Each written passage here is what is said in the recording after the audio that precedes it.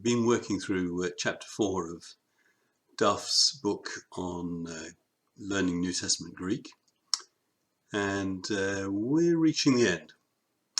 And I'm afraid this video, rather like the chapter, sort of peters out into a little grab bag of bits and pieces that come at the end. So let's explain a little bit more of what we have been looking at and what we will be looking at. So in essence, this chapter has been about prepositions, and we are going to continue a little bit on that theme, but then there's as I said, it's a ragbag of stuff that follows on. So just to recap, the preposition is a word that creates a relationship between one noun or pronoun and another. So it's a link between nouns effectively. And we saw 5 simple prepositions. We saw eis and pros, apo and ek, and en. And you remember the significance of these and the fact that they took specific cases, so that they govern a case, or they're governed by a case.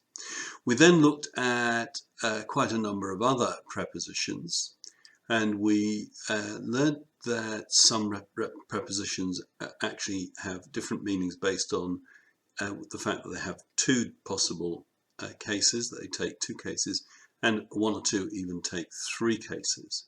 Sometimes the difference in meaning is quite subtle, and sometimes the difference in meaning is fairly clear.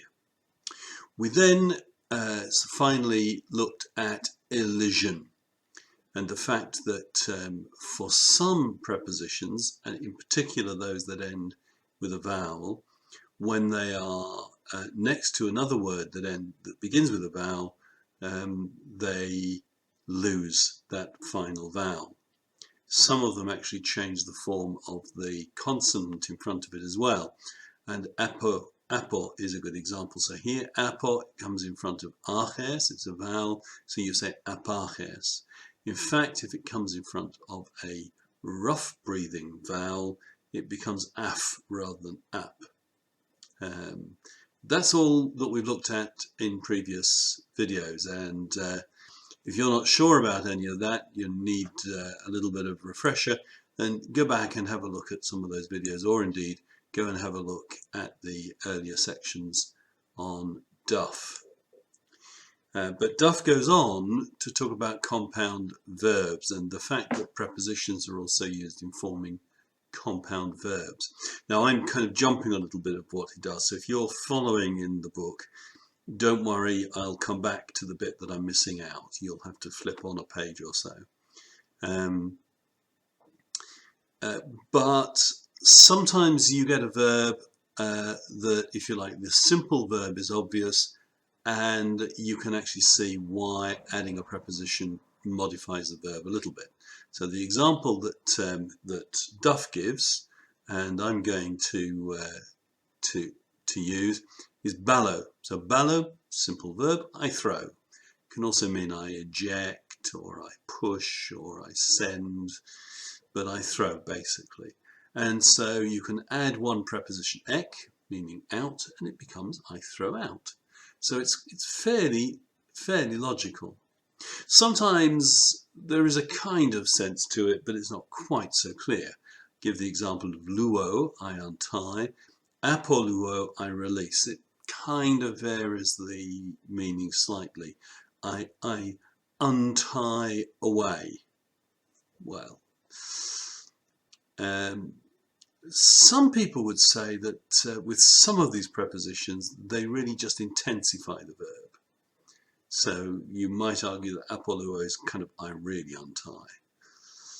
And sometimes they change the meaning of the word completely. There's no real logic between, if you like, the root verb and the verb with the preposition. So one example, again, that Duff gives is ginosko, I know, but anaginosko is I read. Now, ana is a preposition meaning up or again, but anaginosko doesn't mean I read a second time, or it doesn't mean I read by holding the book over my head. it simply means I read. Okay, so that's the basic idea. I'm going quite fast over this, partly because it's pretty straightforward, but I think the book covers it fairly well. So, you know, you have a look at the book, check these out, and I'm not adding anything particularly new to what the book actually says. But the important piece of information is that prepositions are used in creating these compound verbs. It's another area where the prepositions come into play. So not only can they occur as straight prepositions as part of a sentence, but they can be part of a verb in particular. Note also that very often when you use the preposition, a compound verb, you still need a preposition in the sentence as well. So if you go ek ballo, for example, I throw out, if you are actually stating what you throw out of, you know, you throw it out, you would use ek again, perhaps. You might use apo to show that you're actually throwing it away from rather than out of. But often it's the same preposition. And just like prepositions within the sentence, you get elision when they form compound verbs. So if we take the example of ago, I lead, we can add apo, which is I lead away. So it's apo plus ago, but instead of it being apo ago, it becomes apago, I lead away. Okay, let me give you another example. Oikeo is the verb to inhabit, and you can actually form that verb with kata. Kata oikeo. Now this time it is just an intensifier, so it still means I inhabit. Katoikeo. Katoikeo. Notice again you drop the final A, so you get elision. And as with ordinary elision, sometimes if the verb, if the pure verb starts with a rough breathing, then instead of getting cat, for example, you might get kath. Okay? So hiermi becomes kathiermi. We haven't learned that because it's a different kind of verb, but that's what happens. So in this case, it doesn't really change the meaning, but it does intensify that meaning a little bit. So that's compound verbs. Now we'll go back to the bit we missed. I'm sorry I'm juggling around, but I thought that compound verbs kind of followed more naturally straight after the prepositions than the bit that he dealt with, which in a way is not prepositions. That's the whole point of this. What he's actually saying is there are some cases where you might expect a preposition, but you don't get them. So sometimes a case is used when you might expect a preposition. And the most common example of this is the instrumental use. So this is the dative, a dative form, the instrumental dative. So I'm giving you an example. Hotheos poie tus uranus logo. God makes the heavens with a word. This is, I think, an example that Duff gives us. Pretty naff example, but okay. So God makes the heavens. That's a pretty straightforward standard statement. There's no problem there. But the instrument with which he makes it, the thing that he uses to make it, is his word, the word. So logo, instead of saying meta logo or something like that, he simply says logo, and it's the instrumental use. In a word, I suppose we could say, but it's kind of, yeah, it's with a word is much better. Now contrast that to a situation where you would use a preposition. Hupago, I think I'm using Duff's example again. Hupago meta tu petru. I depart. Hupago is another compound verb, in fact. I depart with Peter. Now, I don't depart using Peter. Peter isn't the instrument by which I depart.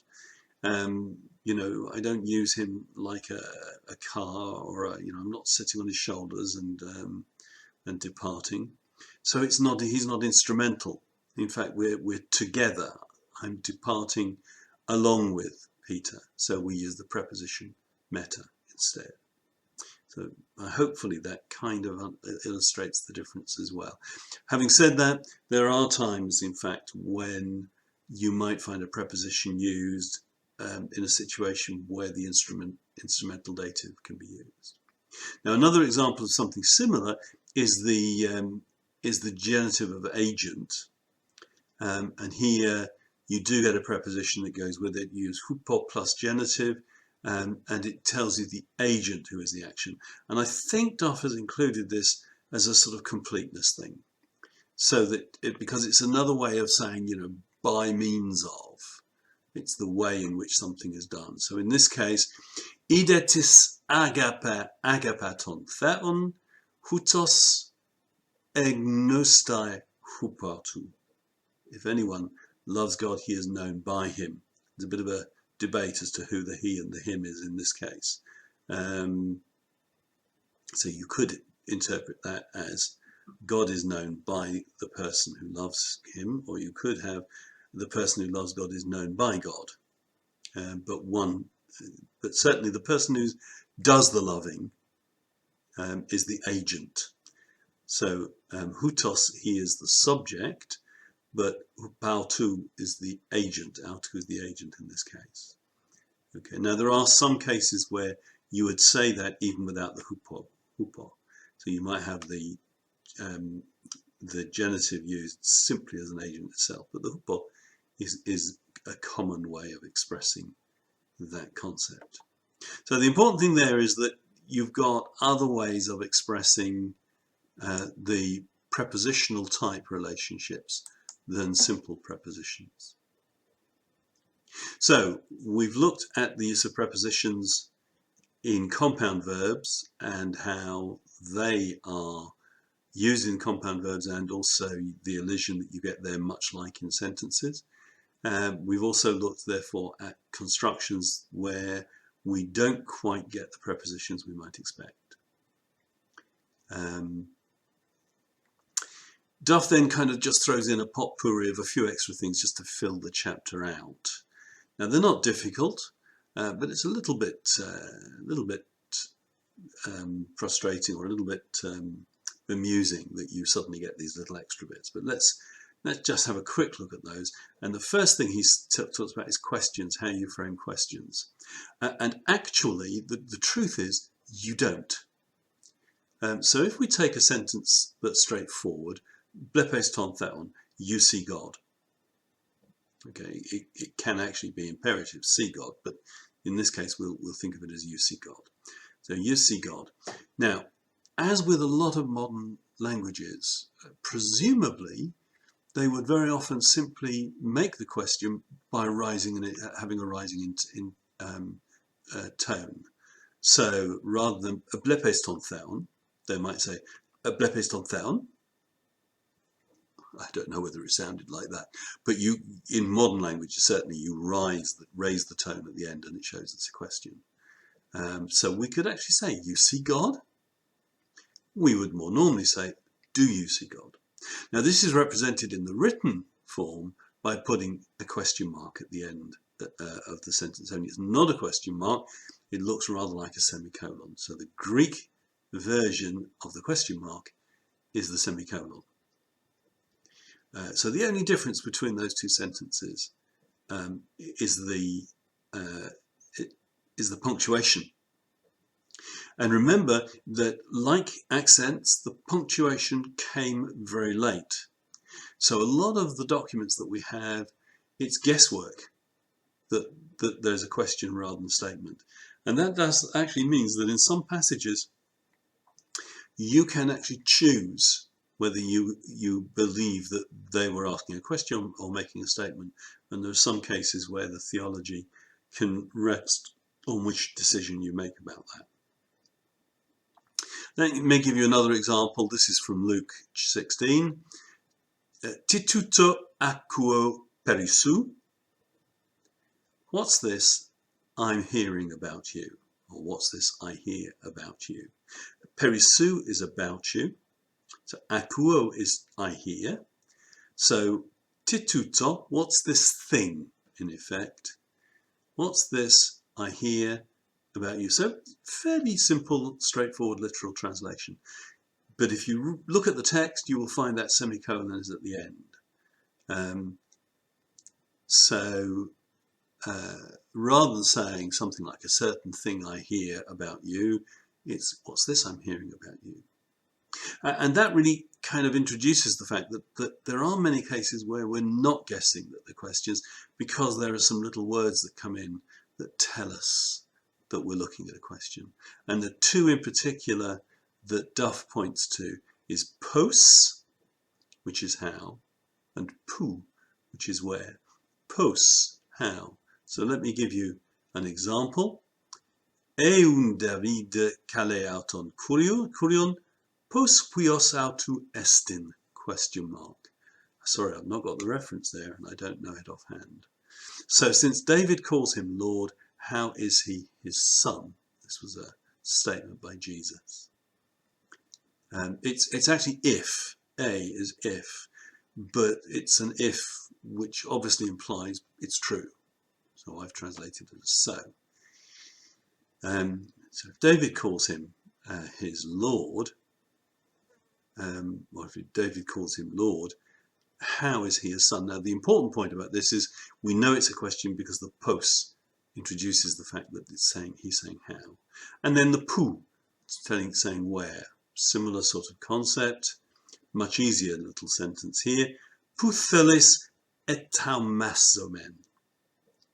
Where do you want us to prepare it? This was the disciples being asked to prepare the Last Supper, I think. Where? So pos is how, pou is where. Where do you want us to prepare it? I've not put the question mark. I've not put the exclamation mark behind the